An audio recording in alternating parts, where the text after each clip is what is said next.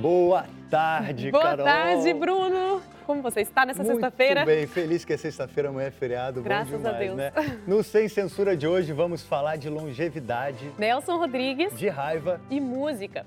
Beto Serrador é cantor, também compositor e arranjador. Ele é um dos líderes da Orquestra Manouche, que faz show amanhã no Teatro Rival, aqui no Rio de Janeiro. A ideia do show é romper as fronteiras entre os mais variados estilos musicais. Bom, a raiva é uma doença infecciosa transmitida por animais e leva à morte em quase 100% dos casos. Daí a importância para a saúde pública. Esse é o nosso assunto com a veterinária Alessandra Lucena. Uma obra do polêmico Nelson Rodrigues reestreia no Teatro Poeira. Pouco Amor Não é Amor, com direção de Sidney Cruz, fica em cartaz até 25 de setembro. A atriz Gisela de Castro está aqui e fala sobre o espetáculo.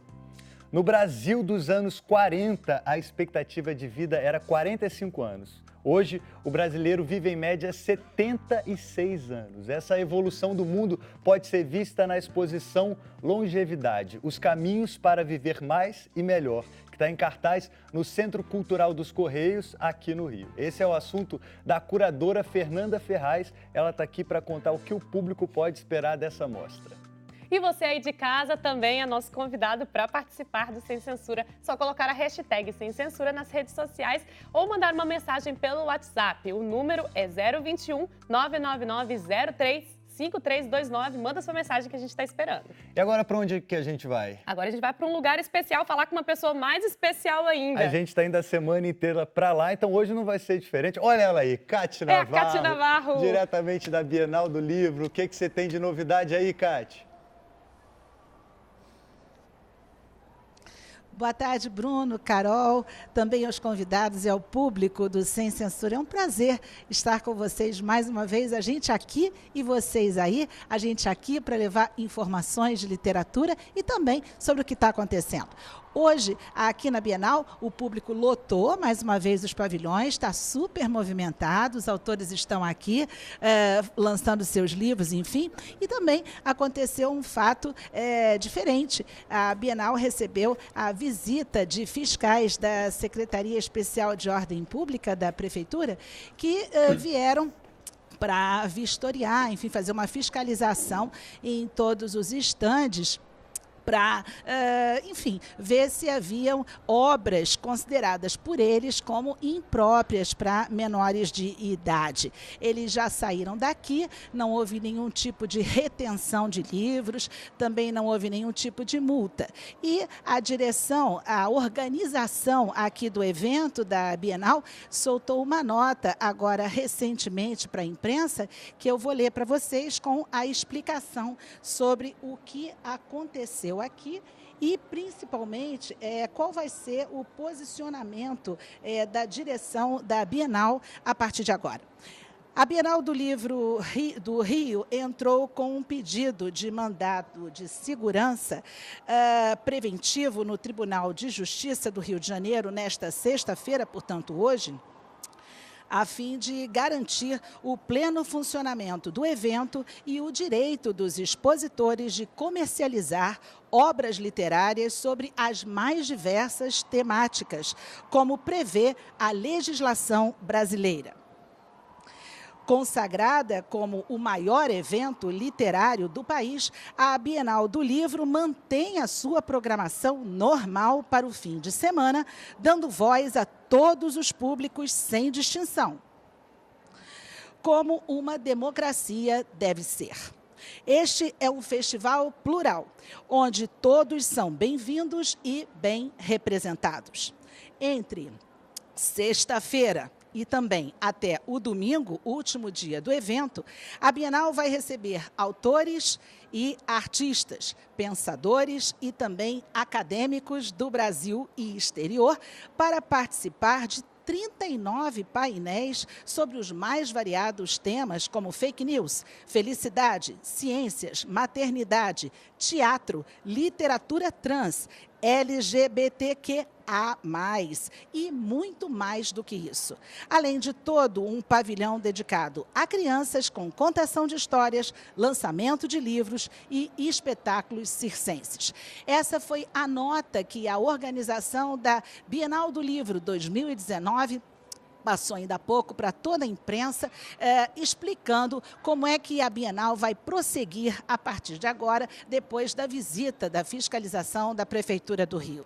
Portanto, Bruno, Carol, público e também convidados, nós vamos continuar aqui porque a festa literária, a festa da literatura continua e cada vez mais alegre. Daqui a pouco eu volto com mais um convidado para o Sem Censura e também com Jarid Arraes no finalzinho do programa.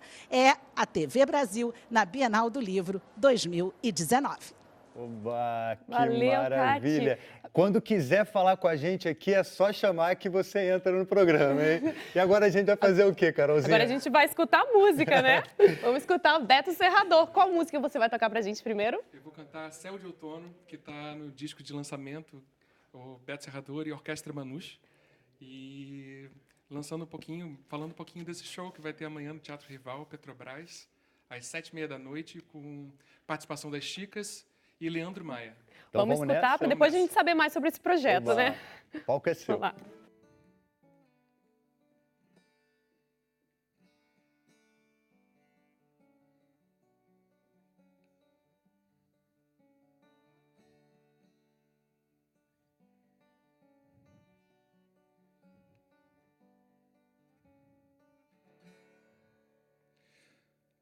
Acordar e ver o que eu sonhei,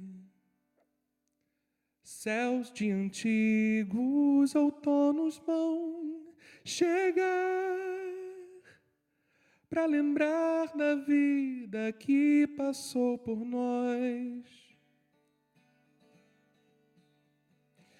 Acordar valores que eu neguei. Os meus amores foram os meus bens reais. Me ensinaram tudo que faz essa vida.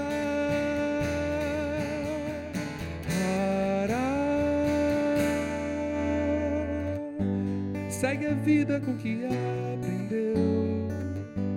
Abre os braços pro que for teu. A janela vai abrir o céu hoje.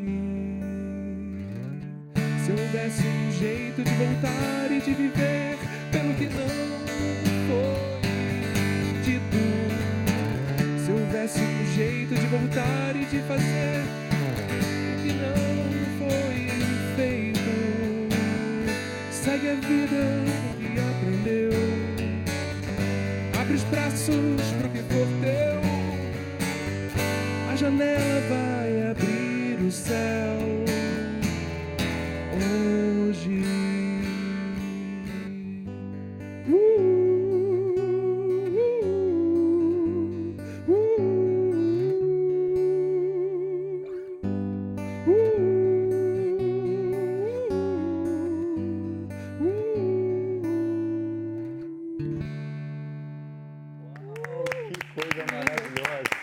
Pega seu microfone e vem para cá para se juntar com a gente, por favor. Ô Beto, eu estava lendo uma entrevista sua e você disse que esse trabalho é um trabalho que para você representa uma maturidade profissional, uma maturidade artística. Fala mais sobre isso. Pode falar de novo. Pode, tá aberto. É verdade, esse trabalho, ele tanto vocalmente também, a gente como artista, a gente sempre está buscando a nossa identidade, né? Eu acho que é uma das maiores buscas do artista, né? É você descobrir realmente quem você é. E essa busca da identidade tem muito a ver com construção e principalmente com desconstrução, né? Então a gente constrói, depois desconstrói, né? Então eu acho que nesse disco foi um lugar bacana, né? Eu acredito que o próximo disco também seja outra coisa completamente diferente, mas onde eu consegui misturar ideias de orquestração, também com o meu parceiro, que é autor das canções também, que é o Christian Bisotto. E a gente conseguiu explorar bastante esse lado orquestral e também o lado também de explosão vocal, brincar com as dinâmicas e tudo mais. Beto, você veio aqui lindamente apresentar um solo, né? Sim. Mas o seu show, o seu espetáculo é com uma orquestra, né? Sim. Conta um pouco como é que formou essa orquestra, por que o do nome Manouche. O Manouche é um nome que vem do francês, que é cigano, né, em francês. E também um estilo de jazz francês, né, o jazz manouche, né, que é um tipo de jazz mais cigano mesmo, mais mundano. Tem, né? assim, sonoramente tem muita diferença para o jazz americano? Tem bastante diferença, tem bastante diferença.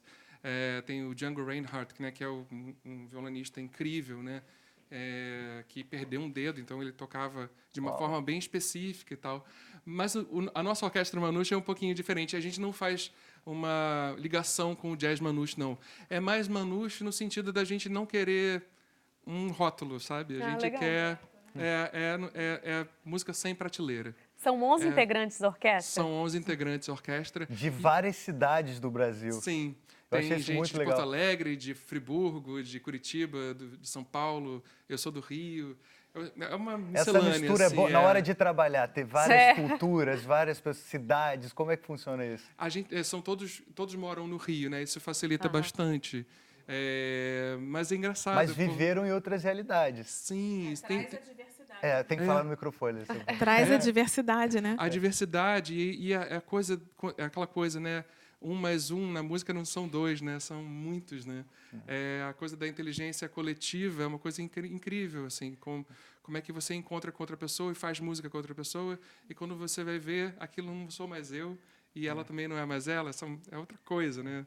É um salto quântico mesmo, quando mistura, quando a gente se dá a oportunidade de se misturar com o outro. Não, né? E se permitir fazer tudo. Eu lembro numa entrevista que eu fiz aqui para o Sem Censura com o maestro Isaac Karabichevski, com o Nando Reis, era a orquestra incrível. Petrobras Sinfônica, um concerto no MAN, e com as músicas do Nando Reis. E aí tem uma frase do maestro que ficou assim marcada, que ele fala assim: o povo tem mania de compartilhar, pôr em caixa. Aqui é o erudito, aqui é o popular, aqui é o hip hop. E não, eu tô aqui para me fazer essa mistura e provar que a música pode ser, enfim, juntar tudo. Esse é o seu Quer falar? Eu ia até comentar, assim, justamente no mundo que a gente está trabalhando tanto a diversidade, por que não trabalhar a diversidade, permitir essa diversidade na música e continuar rotulando, né? Claro. Então, realmente, esse processo de integração é fantástico, porque eu acho que a troca de vocês é tão rica, e é rica para vocês e para o público, né? Com certeza. E a música é a linguagem universal, né? Então, você se comunica sem a pessoa necessariamente ter que saber o que exatamente você está falando, mas ela sabe, ela sente o que você está sentindo. E isso que eu acho que é mágico, né? Mas, Beto, como é que foi que vocês se encontraram? Essa turma toda se encontrou no mesmo momento? Foi uma turma que começou, depois veio chegando, agregando as pessoas? Como é que foi? Foi através do meu primeiro disco, que foi o Quintal Sentimental, e a banda foi crescendo. Quando a gente foi ver, era uma galera tocando e todo mundo se gostando muito. Um som que combinava, era quente, né? E daí, na ideia do segundo disco solo, acabou que não foi mais solo, porque era a ideia de inaugurar realmente uma orquestra, e virou a Orquestra Manouche, né? Que legal.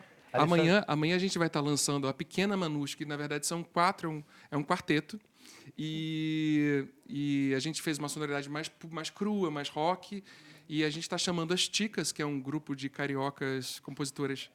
Que legal. Não tem Achei indescritível o trabalho que fossem delas. mexicanas por esse nome. Cara, elas são... Nossa, eu sou fã delas assim, há 10 anos já, que eu frequento shows, assim. E para mim está sendo um sonho poder dividir o mesmo palco com elas, assim. Está sendo realmente incrível. Só para a gente fixar o serviço, vai ser amanhã no Teatro Rival Petrobras. Teatro Rival Petrobras, às 19h30, e com participação do Leandro Maia, que é um grande compositor também. Que legal. Que participou também das canções do disco. Muito bom. No final você vai cantar mais pra gente? Sim, Oba, com agora certeza. Maravilha. Agora a gente vai para um breve intervalo, daqui a pouco a gente volta com mais Sem Censura. Fica aí.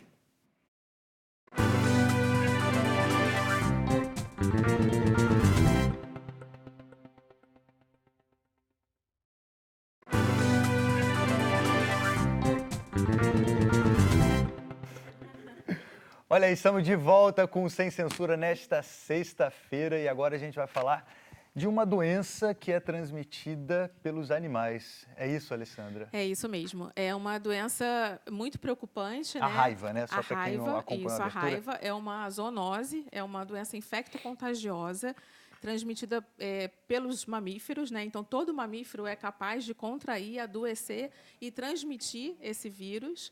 E o vírus ele tem um trofismo, uma afinidade pelo sistema nervoso central.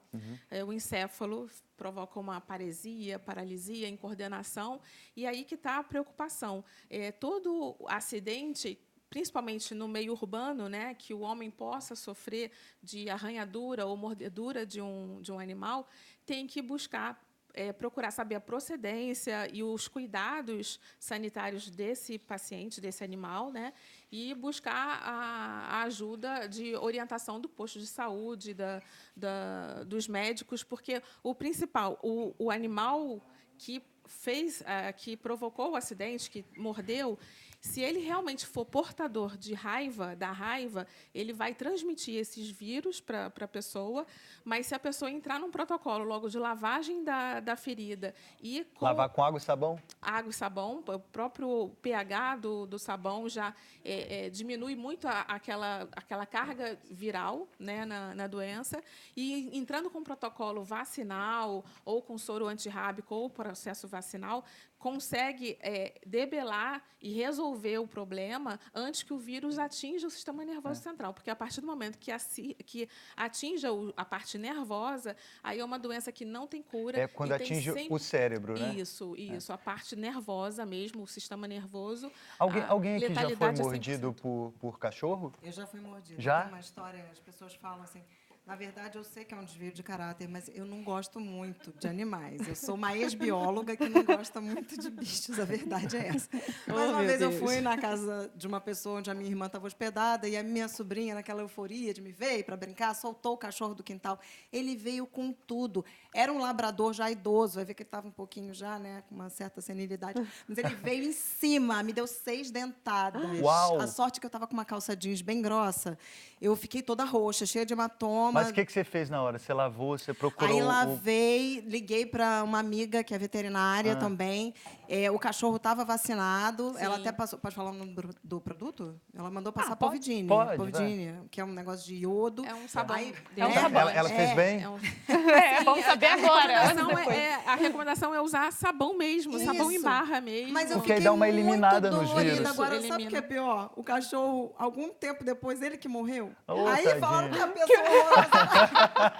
Você passou alguma coisa? O cachorro morreu, gente. Eu fui mordida, ele morreu. Mas Ele já era idoso. Eu não devo ser tão venenosa assim, não. No seu caso, você não foi procurar o médico porque você conhecia o animal. Você sabia que ele estava vacinado. Isso. Eu falei com a minha amiga veterinária e os donos do cachorro tinham Garantiram. toda a garantia de vacina. com- Ele já era vacinado, então... É verdade a coisa da injeção na vacina? Tem que tomar Na barriga? vacina na barriga, é isso? O protocolo atualmente é bem mais tranquilo, né? Então, realmente, antigamente se fazia 20 doses em volta do umbigo, na barriga. Hoje em dia, o protocolo se resume a 5 doses. Claro que a frequência, a dose, tudo vai depender do grau do acidente, né? O quanto essa mordida, essa ferida é profunda, o quão mais perto é da cabeça. Então, o mais perigoso é quando é na extremidade, na mão, ou realmente do pescoço para cima. Mas, assim, em 1973 é que começou realmente um programa de prevenção da raiva humana. E dos 5 pontos que norteiam mais esse programa, um deles é a vacinação anual de cães e gatos, dos mamíferos que têm mais contato com o humano. E, Mas, às vezes, perdão, a raiva não é transmitida só por cães e gatos, né? Sim, é por qualquer mamífero. Então, às vezes, um felino ou um canino que não foi vacinado ou que não está com a vacinação em dia, ele, por acaso, tem algum acidente com algum morcego, hematófago ou frutífero, ou algum outro mamífero mais silvestre, né? Ele vai contrair a raiva, né? O mamífero que transmitiu, ele também morre. Então, o morcego, ele também morre da raiva. Ele não é um vetor, ele morre. E aí, a partir do momento que esse cão, esse gato, ele contraiu esses vírus e adoeceu, ele também vai transmitir para o homem. E um homem portador de raiva, que adquiriu a raiva, ele também pode estar passando pela saliva para o outro humano. Então, é uma doença infecto-contagiosa, é uma zoonose de importância. E a maior importância, o que traz a agressividade nessa doença, é que a letalidade é quase 100%, a partir do momento que o vírus atinge o sistema nervoso. Eu vi uma informação, me corrija se eu estiver errado, parece que só 5 pessoas no mundo, 2 brasileiros, 2 americanos e 1 colombiano, sobreviveram à raiva. De um registro de 60 mil no Brasil, 60 mil nos Estados Unidos, apenas 2 dos Estados Unidos que realmente teve a doença clínica. Atingiu o cérebro. Que teve a doença clínica, não morreu, mas isso não quer dizer que ficou livre de qualquer transtorno. Sequelas, muitas sequelas. É uma doença que traz muita dor, muito desconforto. Tem aquela coisa do cão espumando de raiva, do cão raivoso. Na realidade, a espuma, a saliva, ela acumula porque é muito dolorido a deglutição. Tanto relatos na medicina humana, de pacientes humanos, então, acumula aquela salivação porque é doloroso deglutir. E o cão ele pode ter essas 2 fases, essas 2 situações, né? Portar a raiva de forma raivosa, né? Agressivo, e ele também pode ficar meio mudo, mais prostrado, paralisado, e não necessariamente morder alguém. Mas o contato, uma pessoa, quando você vê um animal na rua, que você vê que ele está meio incoordenado, paralisado, tem que tomar muito cuidado, não pode se aproximar, pegar.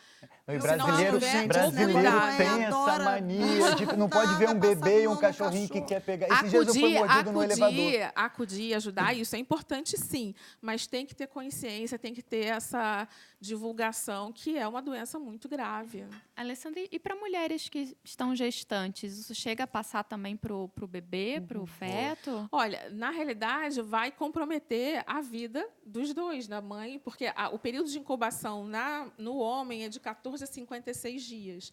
Até então, manifestar sintoma. Incubação isso, a incubação entrou em contato com o vírus, por exemplo, teve uma arranhadura. E aí, com 14 dias, ela já pode comer a pessoa, se realmente o acidente foi com um paciente ou um animal portador da raiva. Porque é importante também dizer que não é qualquer mordida, qualquer cão agressivo, por ser bravo, morder todo... Tem raiva, Tem raiva. Porque ele late muito. Não. Mas aí, como a gente não tem como prever, como conhecer, ter bola de cristal, esse paciente, esse animal, ele tem que ficar numa quarentena, ele tem que ficar numa observação se você não tiver um histórico dele. Se tem consciência que o programa vacinal está em dia, ok, menos preocupante. Mas, mesmo assim, a recomendação é lavar bem e procurar realmente a rede pública ou a rede particular mesmo, ou seja, um médico. Olha, você falou de 1973, né, que começou o programa. Mas eu tenho um dado aqui da Secretaria de Vigilância em Saúde, do Ministério da Saúde, e diz que de 2010 a 2018 foram registrados 36 casos de raiva em humanos no Brasil. Quer dizer, a doença ainda continua. Continua. Então, na realidade, assim, tem até uma referência que eu vi há pouco tempo, que em São Paulo, de janeiro a junho, nós tivemos alguns casos de raiva canina. E aí, quanto mais de mamíferos, né, urbanos, e quanto mais positivos a gente tem na medicina veterinária, mais chance, mais risco o ser humano corre, nós corremos, né, da transmissão. E os 2 últimos casos, em maio desse ano, em Santa Catarina, depois de 38 anos sem raiva na região, teve uma pessoa que morreu de raiva. E agora, dia 30 de agosto, em São Paulo, uma criança, um menino. Nossa. É que hoje em dia tem muita gente morrendo de raiva, né, na vida. Exatamente. Mas não é a raiva do vírus. A única maneira de combater é vacinando os animais domésticos, seria isso. Mas e os da rua a gente não tem como controlar, ou existe uma campanha social? Existe uma campanha social. Então, esse programa, né, faz parte de 5 pontos. Um é a vacinação anual, não só a do poder público, da prefeitura, mas a gente faz, como médico veterinário, a indicação do protocolo vacinal de prevenção de outras coisas, até leishmaniose, leptospirose, outras doenças, né? A raiva ela é uma zoonose muito letal, mas a leishmaniose também é uma zoonose, até a dirofilariose, que é uma doença que está agravando muito o dia a dia dos cães. É muito raro a a situação ou o sintoma clínico humano, a infecção humana, mas é considerado uma zoonose também, né, com a importância menor em relação à raiva, mas também tem. Eu acho que o controle são vários. A notificação obrigatória, a notificação passou a ser obrigatória desde um momento, né, de um ano, para ter esse controle, a saúde pública ter esse controle de como está. Agora, erradicar, isso não existe. Erradicar uma doença, erradicar um vírus, a gente consegue controlar. Que a gente controle a 0,5% da ocorrência, 1%, mas isso não é erradicar. Se aliviar os protocolos de prevenção, a doença volta. Tem que manter a vacinação. Com mudanças, adaptações, mutações. Então, E os animais cada vez mais convivendo junto com os seres humanos, né? Hoje em dia, a gente vê nas cidades quantidade de shoppings, restaurantes que os animais podem ir pet junto. friendly, né? Total. Isso é legal. Só para saber, a vacina ela é gratuita nas vigilâncias sanitárias? Sim, a pessoa pode ir lá ano. Procurar. Durante a campanha ela é gratuita? Sim. E aí, na rede particular, os médicos veterinários, a gente sempre orienta. E aí tem só um detalhe, que para pacientes ou animais que vão para o exterior, o que vale é a vacinação do particular, porque são vacinas importadas. A da campanha é só uma observação, né? É só uma curiosidade. Mas eu acho que a campanha, no setor privado, o importante é prevenir. A medicina humana e a medicina veterinária, ela tem que ser preventiva. É muito melhor prevenir do que remediar. E, no caso da raiva, não tem remédio. Maravilha. É verdade. Agora, Carol, em vez de raiva... Tô brincando. Vamos falar do pessoal que está lá na Bienal. A Kati gravou uma entrevista com um escritor. Vamos ver com quem que ela falou para saber mais sobre essa festa da literatura. Boa tarde, Carol, Bruno, público e também os convidados do Sem Censura. Nós estamos aqui direto da Bienal, que continua muito movimentada, e vamos falar desse livro, O Homem que Odiava Machado de Assis. O autor, José Almeida Júnior, conversa daqui a pouquinho sobre ele num dos estandes aqui da Bienal. Reação, que é realidade ou ficção? É mistura, né? Mistura de realidade com ficção. O livro é um romance histórico, foi escrito muito baseado na própria vida de Machado de Assis, mas não deixa de ter elementos de ficção. No fundo, ele é um livro de ficção.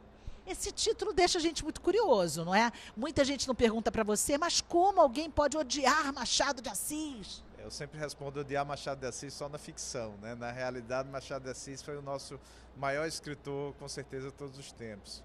Os romances de Machado de Assis estão presentes aqui? Sim, no livro, para construir o livro, a principal fonte de pesquisa foi a própria obra de Machado de Assis. Então, está presente o livro Dom Casmurro, a questão do adultério, o próprio Memórias Póstumas de Brás Cubas. Então, tem um pouco da obra de Machado de Assis aí, com certeza. E tem também, gente, muito da esposa de Machado de Assis, Carolina. A presença dela é muito forte nesse livro e tem tudo a ver com toda a temática que você escolheu também. Sim, a ideia inicial do livro foi escrever um romance que tratasse da vida de Machado de Assis, não só da vida de Machado de Assis, mas também de Carolina. Então, eu construí o livro a partir de uma suposta traição de Carolina. Então, o livro envolve diretamente a vida dos dois. E um personagem que existiu mesmo, né? Um amigo deles. O personagem que existiu é o Arthur Napoleão, que foi quem acompanhou Carolina do Portugal para o Brasil, quando ela conheceu Machado de Assis, e depois os dois se casaram, né? Arthur Napoleão foi padrinho do casamento deles, mas Arthur Napoleão revelou que nessa viagem que eles fizeram para o Brasil, ele ocultava essa passagem do livro dele de memórias, porque poderia manchar a honra de Carolina, né? Então, em cima disso, eu construí o meu livro, eu construí a minha ficção. E isso, de certa forma, pode estar presente também um pouquinho no romance Dom Casmurro?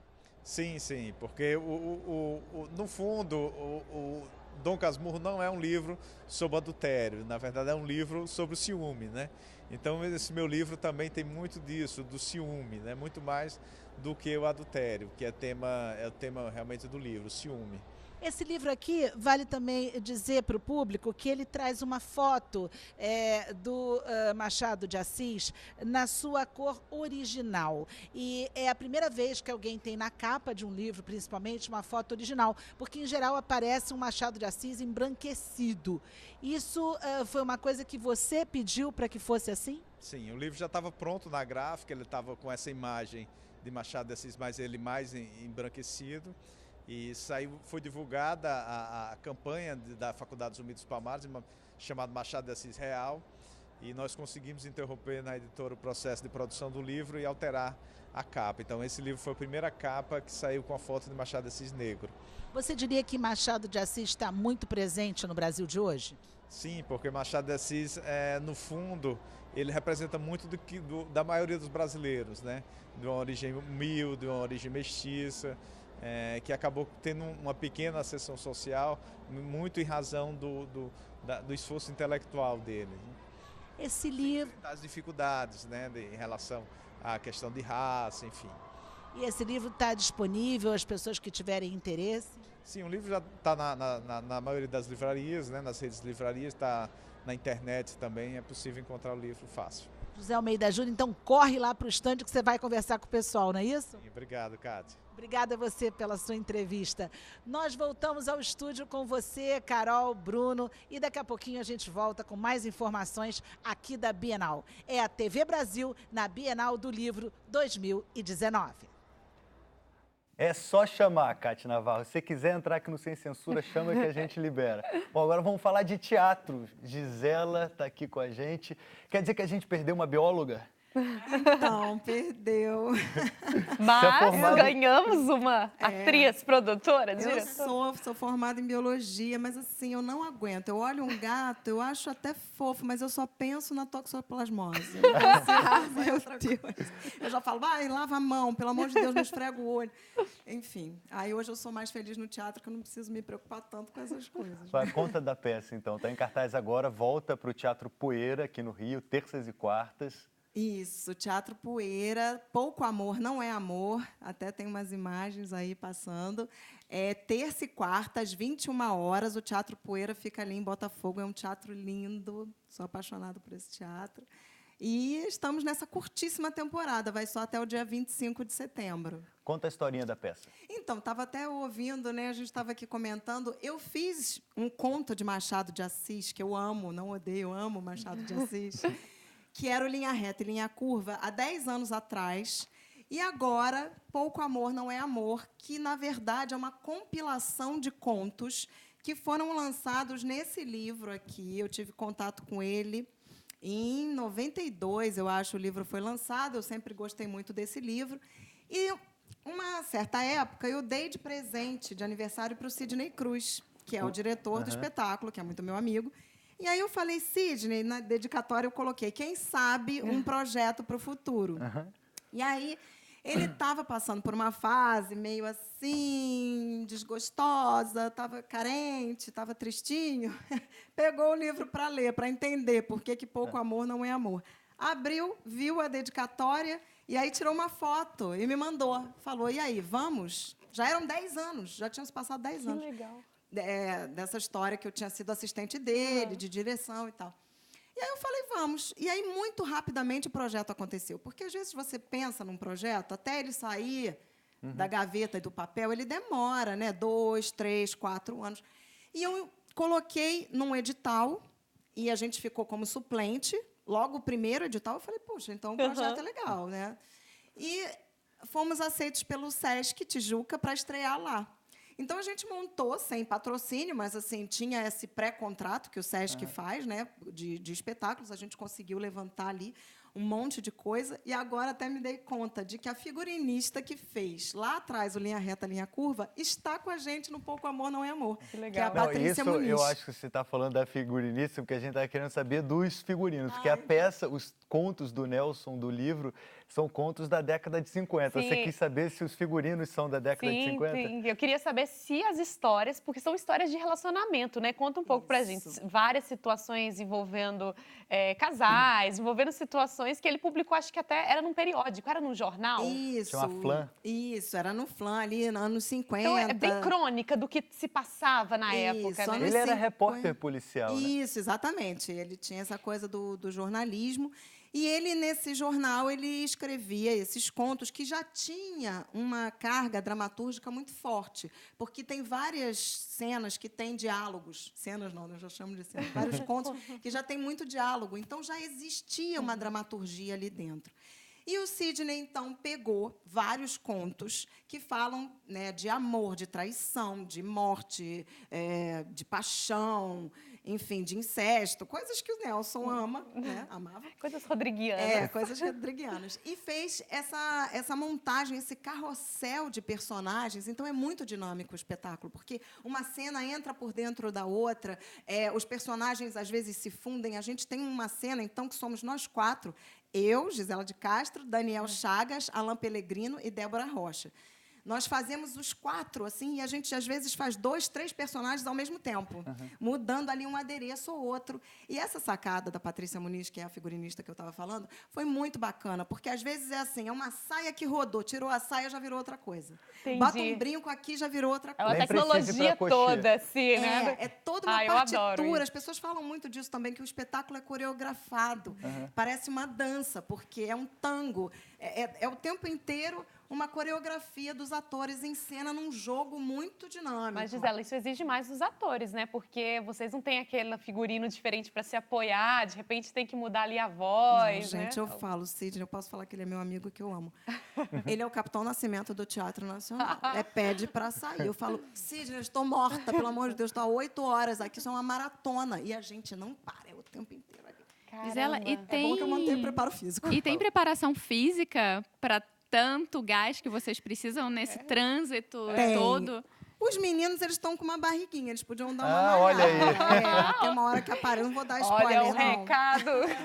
Acho que foi uma As meninas indireta. estão mais em forma, acho que a gente está malhando mais. Fala pro Sidney, ó, coloca os meninos para correr aí. Paga 10, paga 20. Mas, assim, porque tem uma cena no final, então, especialmente, que é muito divertida, que vira um ringue. Eu vou dar spoiler mesmo, porque quem quiser ir ao teatro vai lá conferir. Tem que ver de perto. Vira um ringue de MMA. A gente entra em luta, porque a gente falou assim, não, o Nelson Rodrigues, da alcova, da rua, do bonde, a gente já conhece. Agora, o Nelson Rodrigues no ringue, ninguém viu. Nossa, ninguém que viu legal. isso ainda. Então, a gente vai para uma luta, e a cena é muito engraçada, porque é inusitado ver ali aquele boxe, aquela coisa, com o diálogo é fiel. A gente não mudou uma Da vez. época que- tem Poxa, muito interessante. palavrão que o Nelson tinha. Não, ele não usa palavrão. Não, é engraçado, porque ele usa uma embocadura, ele fala até de umas perversidades e tal, mas não tem nenhum palavrão. Ele é ali batata. O Nelson não fala. Então, tem toda uma dinâmica de jogo e tal, tem a traição, tem o ciúme, mas não tem palavrão. Tá em qual teatro? Vamos repetir o serviço. Teatro Poeira, terças e quartas, às 21 horas. Ali o Teatro Poeira fica na rua São João Batista, perto do cemitério. Ah, meu Deus. A pessoa vai lá conferir, Nelson Rodrigues. Isso aí. E agora a gente vai para um breve intervalo comercial. Daqui a pouco a gente volta com mais Sem Censura. Fica aí. Até já.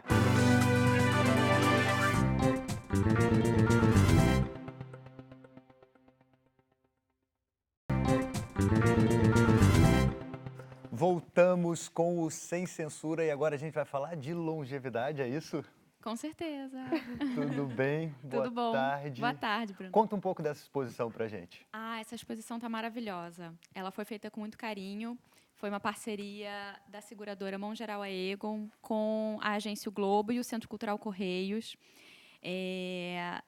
Toda a ideia foi começar a motivar a sociedade em prol da reflexão de todos os desafios e impactos que a sociedade tem de se viver mais. E muito mais do que isso até, Bruno, como a gente pode viver melhor, porque a gente merece viver melhor. Então, o que nós fizemos... Cada vez mais a expectativa de vida aumenta. Com certeza. Então, assim, o que no passado nós fizemos, o que podemos fazer hoje e o que devemos fazer no futuro para a gente poder viver melhor, já que a gente vai ter um prazo de vida mais extenso, né? Toda a sociedade. E como é que a exposição abordou isso? Porque a gente pensa nisso de uma maneira filosófica, às vezes médica, né? A gente estava falando agora de cuidar dos nossos animais, que antes acho que viviam com a gente determinado tempo, mas agora estão vivendo mais também. E isso é ótimo, porque as ligações afetivas são, né, da família, faz parte já os bichos de estimação.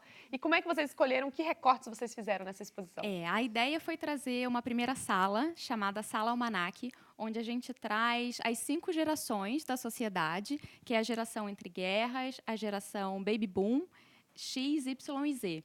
E a gente faz recortes com marcos, né, fatores históricos que fizeram dessas gerações viver mais e viver melhor, né?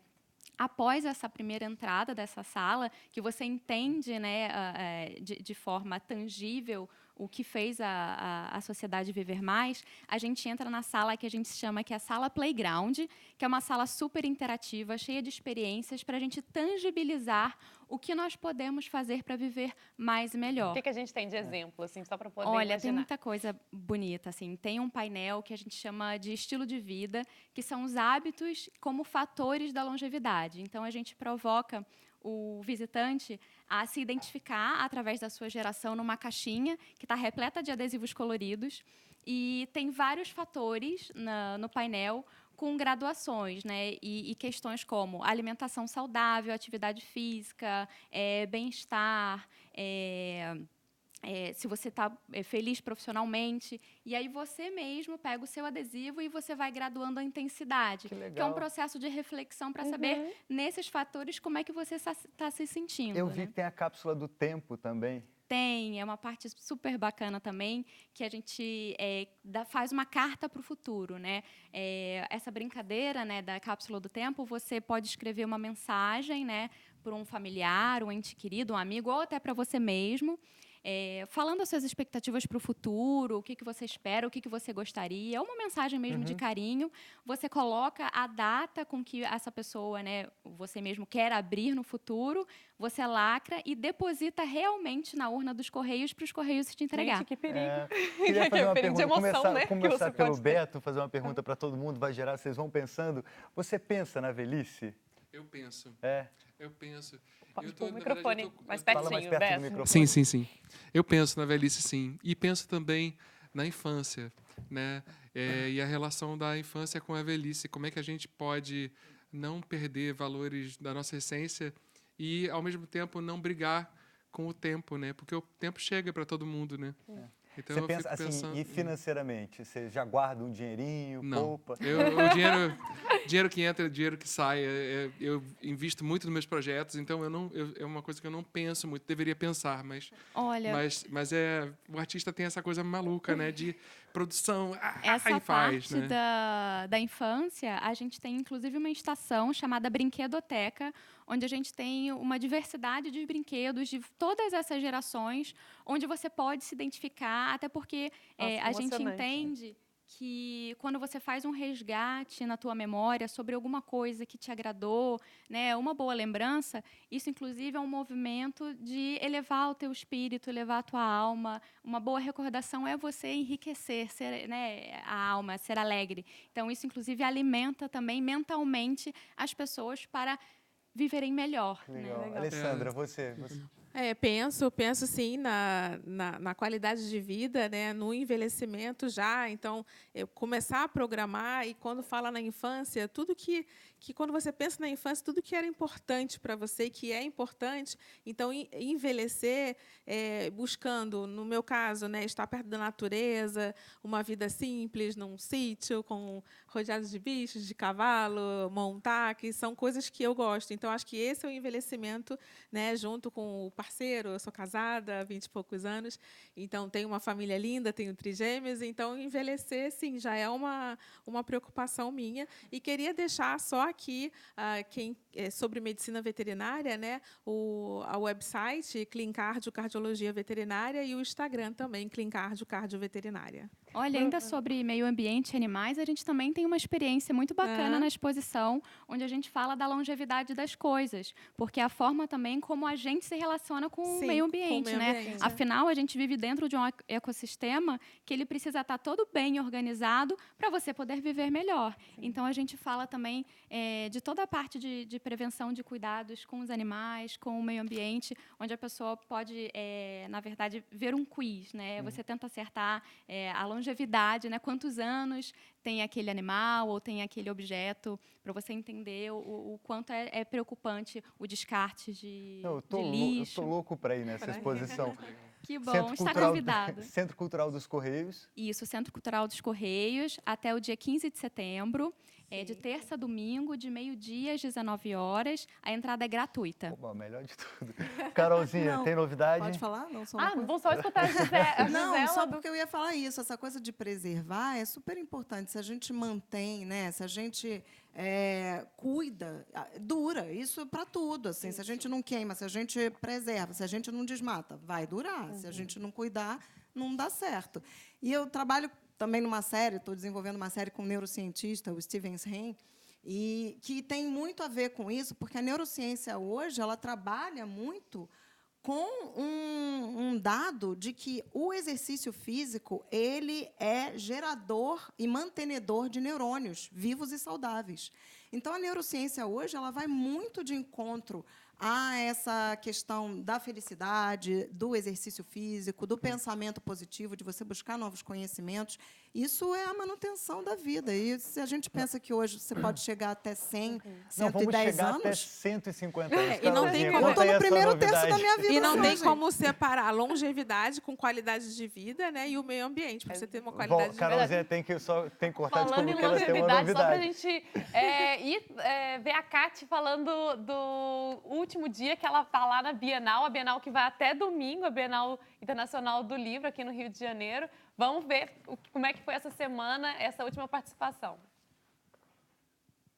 Estamos de volta, então, aqui à Bienal, num outro momento, agora, com uma escritora, poeta, cordelista super jovem, a cearense Jaride Arraes. Seja bem-vinda, né? A Bienal aqui está colorida, não está? Tá ótima, maravilhosa. Obrigada, boa tarde.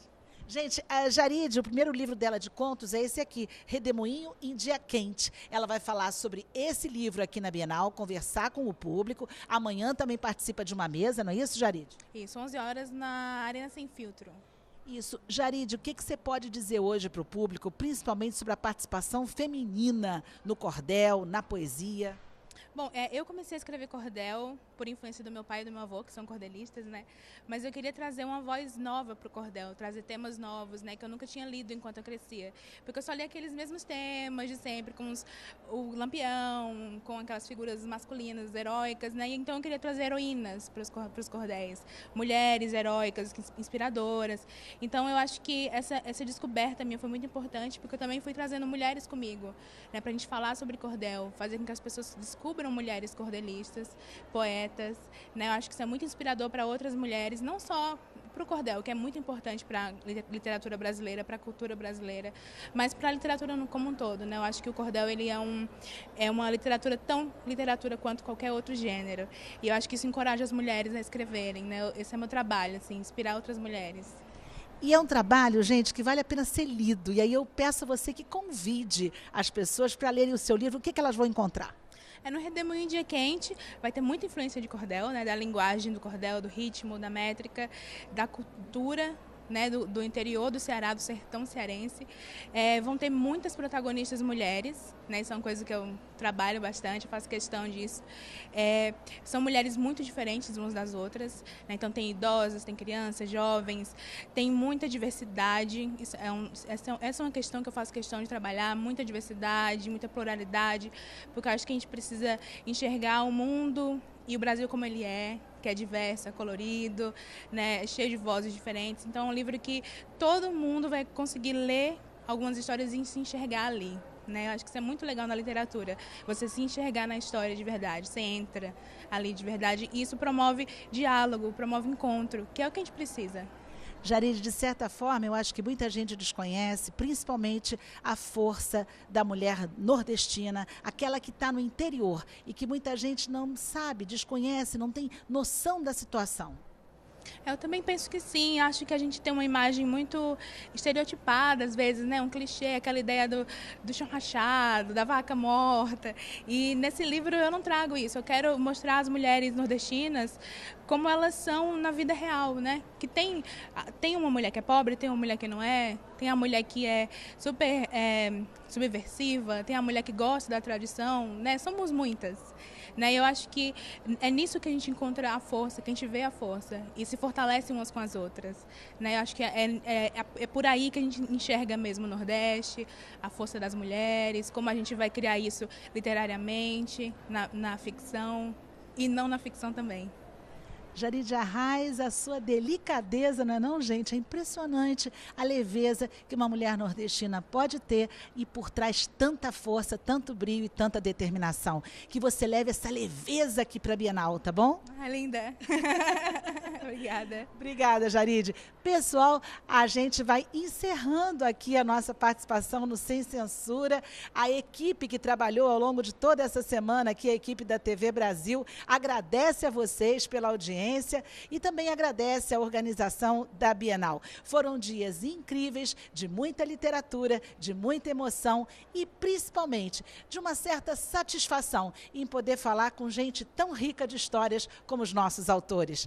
Nós encerramos os nossos trabalhos agradecendo muito a todos vocês. Segue Carol, segue Bruno daí, que a gente segue daqui, tirando tudo do lugar e levando para casa. É a TV Brasil, ou foi, né, na Bienal do Rio 2019. Valeu, Cátia Navarro. Navarro. A nossa musa da literatura fez um trabalho belíssimo. Na segunda-feira você vai estar aqui comigo no Sem Censura, cobrindo as férias de Vera Barroso. O programa hoje foi ótimo, quero agradecer a vocês por estarem obrigada, aqui. Obrigada, né, gente. Carolzinha? Foi Obrigada. ótimo. Nossa, eu queria que fosse o dobro, o triplo. Maravilhoso. Hoje, infelizmente, por problemas técnicos, a gente não vai ter o bloco do Facebook, mas a gente volta na segunda-feira. E agora vamos terminar de música, Beto? Vamos. Oba, contigo. José, a ficha técnica da Pequena Manusha, que vai estar amanhã no Teatro Rival Petrobras, às 19h30. Márcio Loureiro no baixo, Christian Bisotto no acordeon, eu na voz, piano, violão e Rick Della Torre na bateria, meus companheiros de banda. Essa é Quintal Sentimental, para saudar a nossa criança interior.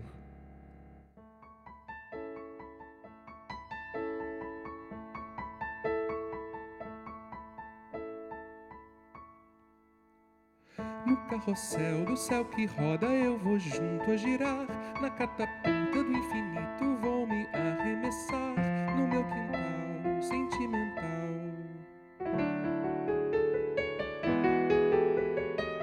Lá onde os sonhos não se perdem nem se podem roubar, lá onde a vida segue o rumo que a gente quer dar, onde não há vilão que possa censurar.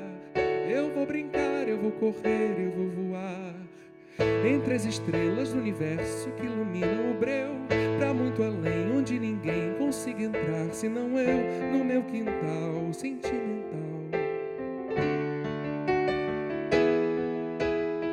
Na sala escura e repleta de histórias no ar, eu vou andar de bicicleta pela beira do olhar, fechar os olhos, ver a vida reprisar, abrir os olhos, escrever o que virá. Será que um dia eu vou perder a chave desse lugar? Será que o meu Peter Pan não saberá mais brincar? Se eu vou perder, o que vai ser? A criança que existe nos meus sonhos mais secretos, mesmo ao tempo ela resiste e eu encontro quando quero.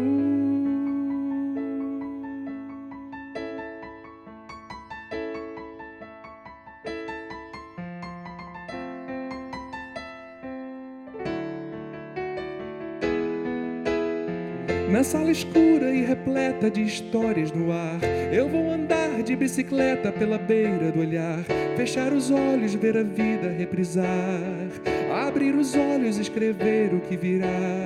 Será que um dia eu vou perder a chave desse lugar? Será que o meu Peter Pan não saberá mais brincar? Se eu o perder, o que vai ser?